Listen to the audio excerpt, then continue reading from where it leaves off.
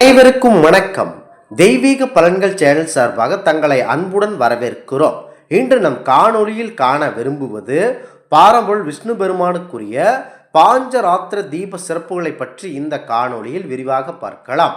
வாருங்கள் காணொளிக்கு செல்லலாம். மறக்காமல் ஒரு சப்ஸ்கிரைப் செய்யவும். 5 இரவுகளில் திருமாலால் அருளப்பட்டதாக கருதப்படுவது பாஞ்சராத்திர தீப முறையாகும். மகாவிஷ்ணு அவர்கள் ஜோதி வடிவமாக தோன்றி உலகத்தை காத்த தினத்தை விஷ்ணு கார்த்திகை என வைணவர்கள் மிக பெரிய அளவில் கொண்டாடப்படுகிறார்கள். இந்த தினத்தில் ஏற்றப்படும் தீபத்திற்கு ஸ்ரீ பாஞ்சராத்திர தீபம் என்று பெயர்.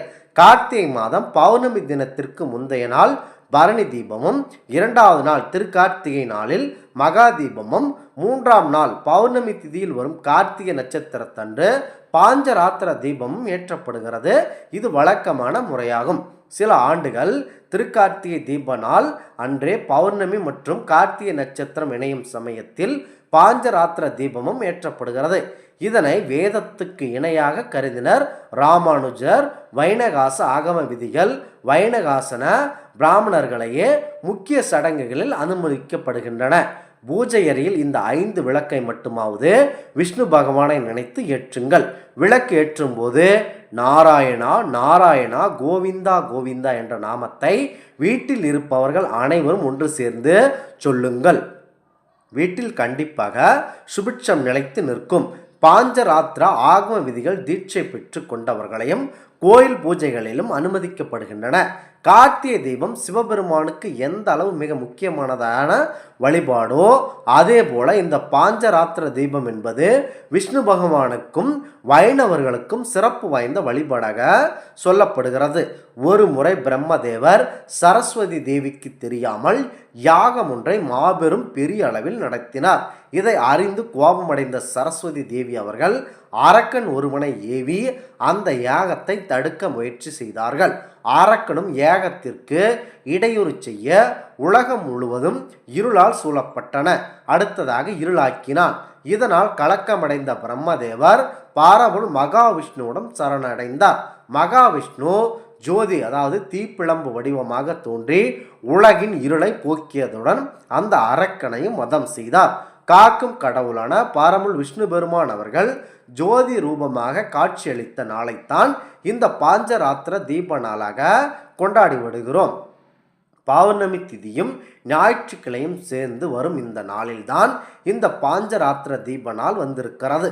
பாஞ்சராத்திர தீபத்தன்று மாலை அதாவது இன்று மாலை 6 மணிக்கு கோலமிட்டு தீபங்கள் ஏற்றி பெருமாள் மந்திரங்களை சொல்லி பெருமாளுக்கு பிரியமான நெய்வேத்தியங்களான புளியோதரை, தயிர் சாதம், பொங்கல் போன்றவற்றை படைத்து தீப தூப ஆராதனை செய்து வழிபட்டு குடும்பத்திலும் தொழிலும் எந்தவித பிரச்சனையும் இல்லாமல் மன அமைதி உயர்ந்த வாழ்க்கை வாழ வழிவகுக்கும் இந்த வழிபாடு 500 ஆண்டுகள் தவத்தின் பலன் தரும் பெருமாள் மந்திரம். இன்று மாலை இந்த தீபத்தை உங்கள் வீட்டு பூஜை அறையில் ஏற்றினால் அடுத்த வருடம் முழுவதும் பண கஷ்டம் இல்லாமல் வாழலாம்.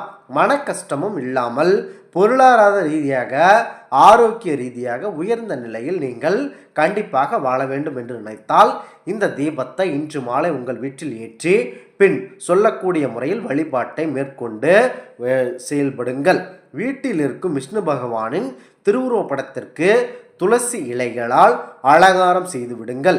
விஷ்ணுவின் முன்பு ஒரு தாம்பூலத்தட்டில் 5 மண் விளக்கு 5 மண் அகல் விளக்குகளை வட்ட வடிவில் வைத்து நெய் ஊற்றி பஞ்சு திரி போட்டு தீபம் ஏற்றி வைப்பது ரொம்ப சிறப்பு வாய்ந்ததாகும். நெய் எங்களால் வாங்கவே முடியாது, அவ்வளவு பணம் எங்களால் செய்ய முடியாது என்று நினைப்பவர்கள் மட்டும் நல்லெண்ணெய் ஊற்றி தீபம் ஏற்றுங்கள்.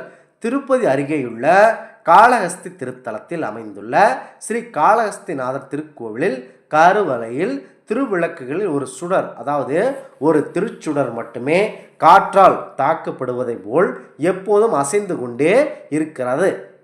அந்த திருச்சுடரின் நடன கோலம் வாயுவின் வடிவில் இறைவன் நிலைத்து நிற்கிறான் என்பதை உணர்த்துவதாக கூறப்படுகிறது. கார்த்திகை தீபம் மொத்தம் 3 நாட்கள் ஏற்றுவோம். முதல் நாள் பரணி தீபம், 2ஆம் நாள் திருக்கார்த்திகை தீபம், 3ஆம் நாள் பாஞ்சராத்திர தீபம். இவற்றில் பரணி தீபம் முன்னோர்களுக்காகவும், திருக்கார்த்திகை தீபம் சிவனுக்காகவும் ஏற்றுவதை போல பாஞ்சராத்திர தீபம் மகாவிஷ்ணுவிற்காக ஏற்றப்படுவதாகும். மகாவிஷ்ணு ஜோதி வடிவமாக தோன்றி உலகத்தை காத்த நாளைத்தான் விஷ்ணு கார்த்திகை தீபம் என்று வைணவர்கள் கொண்டாடப்படுகிறார்கள். இந்த நாளில் நாம் ஏற்றப்படும் தீபம்தான் பாஞ்சராத்திர தீபம் என்று கூறுவர். கார்த்திகை மாதம் பௌர்ணமி என்று கொண்டாடப்படும் இந்த பாஞ்சராத்திர தீபம் உங்கள் வீடுகளில் மாலை 6 மணிக்கு பூஜை அறையில் 5 விளக்குகள் ஏற்ற வேண்டும். 5 விளக்குகள் என்ன அடிப்படையில் என்றால், ஐம்பூதங்களும் இந்த அண்டத்தையும் பிண்டத்தையும் ஆளுகின்றன என்பதை உணர்த்துகிறது. குறைந்தது 5 விளக்குகள் ஏற்ற வேண்டும். அதற்கு பிறகு எத்தனை விளக்கு வேண்டுமானாலும் ஏற்றலாம். வீடுகளை மட்டுமல்லாமல் நாம் பெருமாள் கோயில்களுக்கும் சென்று 5 விளக்குகள் ஏற்றினால் நமக்கு நற்பலன்கள் கிடைக்கும் என்பது ஐதீகம். 5 விளக்குகள் ஏற்றிய பிறகு விஷ்ணு பரமாத்மாவை வழிபாடு செய்ய வேண்டும். இதனால் உங்களுக்கு நற்பலன்கள் கிடைக்கும். இந்த ஆன்மீக தகவல் உங்களுக்கு பிடித்து இருந்தால் தெய்வீக பலன்கள் சேனலை கண்டிப்பாக சப்ஸ்கிரைப் செய்து கொள்ளவும். மீண்டும் ஒரு நல்லதொரு காணொளியில் உங்களை சந்திக்கிறோம்.